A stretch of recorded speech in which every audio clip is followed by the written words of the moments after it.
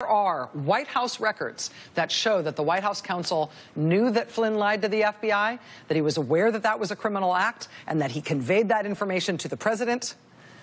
That will be like an anvil falling on one side of the scale as people try to balance considerations here about whether or not the president's likely to ever face criminal liability for obstruction of justice.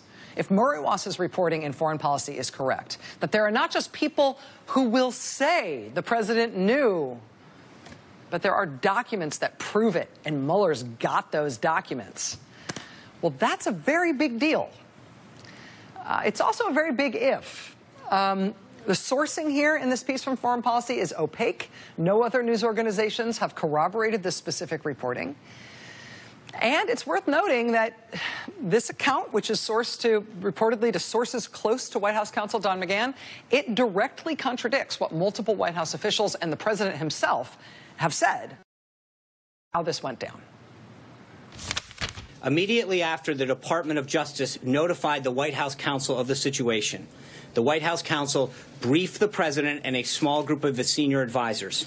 The White House counsel reviewed and determined that there is not an illegal issue. When the president heard the information as presented by White House counsel, he instinctively thought the General Flynn did not do anything wrong, and the White House counsel's review corroborated that. The White House was notified that Flynn was at risk of compromise and blackmail. My question is, why allow someone in a very sensitive job to stay on for 18 days ago? It's lopped off overnight. Because my White House counsel, Don McGahn, came back to me and did not sound like an emergency of any. It didn't make it sound like he was, and she actually didn't make it sound that way either in the hearings the other day, like it had to be done immediately. Sometime after January 27th, it was our legal counsel got a heads up from Sally Yates that something wasn't adding up with his story, and so then our legal department went into a review of the situation. The legal department came back and said that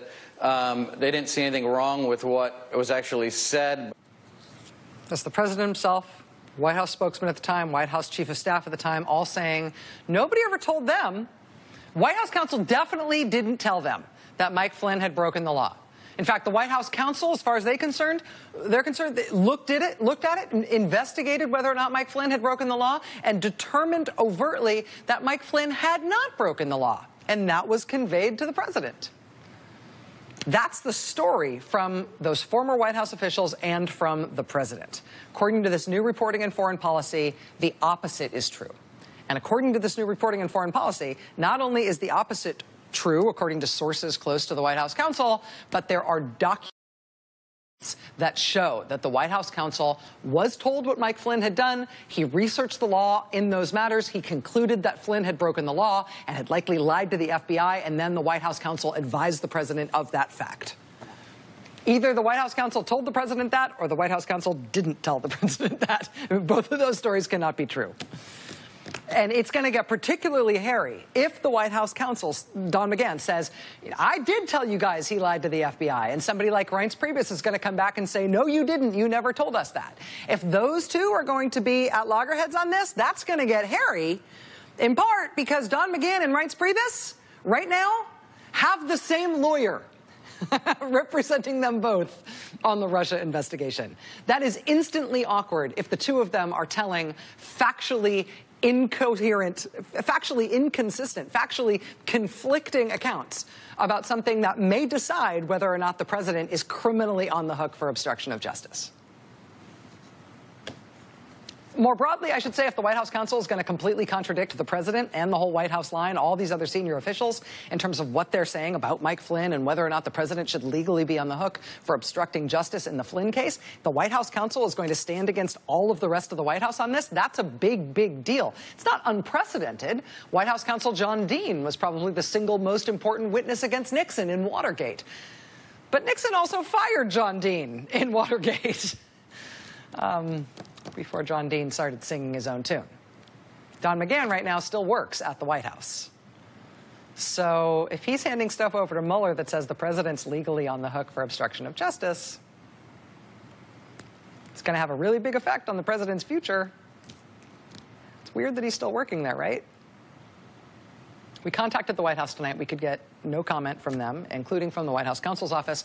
We contacted White House counsel Don McGahn, lawyer, who's also Reince Priebus's lawyer. We could get no comment from him. We contacted the president's Russia lawyers tonight. We could get no comment from them, which is particularly interesting because of the reporting that the president's Russia lawyers may be meeting with Robert Mueller and his team now, today or tomorrow, sometime late this week, to talk about the president's fate in this investigation.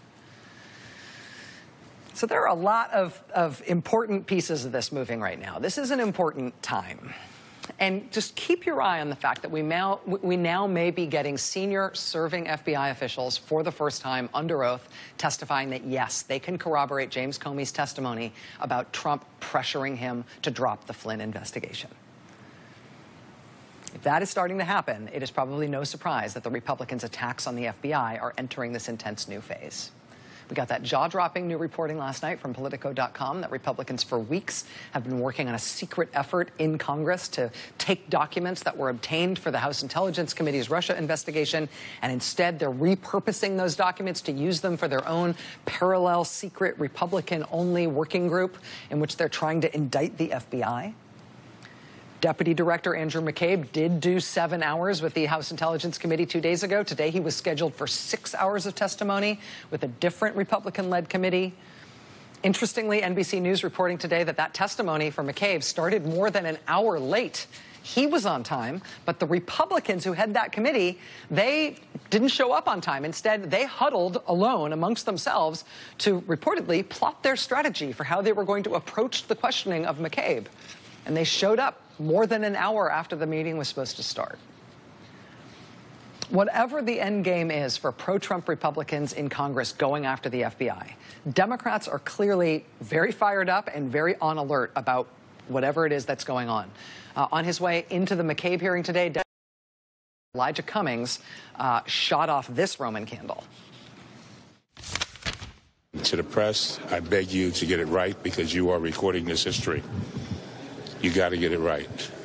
This is a fight for the soul of our democracy, nothing less. And so I'm going to work hard to make sure we save that democracy, and I will fight until I die. CIA criticized, FBI criticized over and over and over again. Now the rumors, and I hope that that's all they are, of Mueller possibly being fired. I hope that's not true. But those are the kinds of things that tear down a democracy because they are the very things that a democracy is based upon. And I say to all Americans, and I beg you, to guard this democracy. Guard it. I'm done. I got to get in here. Elijah Cummings, top Democrat on oversight, just the latest Democrat in the last couple of days to sound a loud alarm about whatever it is that's going on with the Republicans going after the FBI right now. A brand new alarm was sounded by another very senior Democrat late this afternoon. He says he's going to block Trump nominees until he gets his way on what he is most worried about right now. That story and that senator coming up.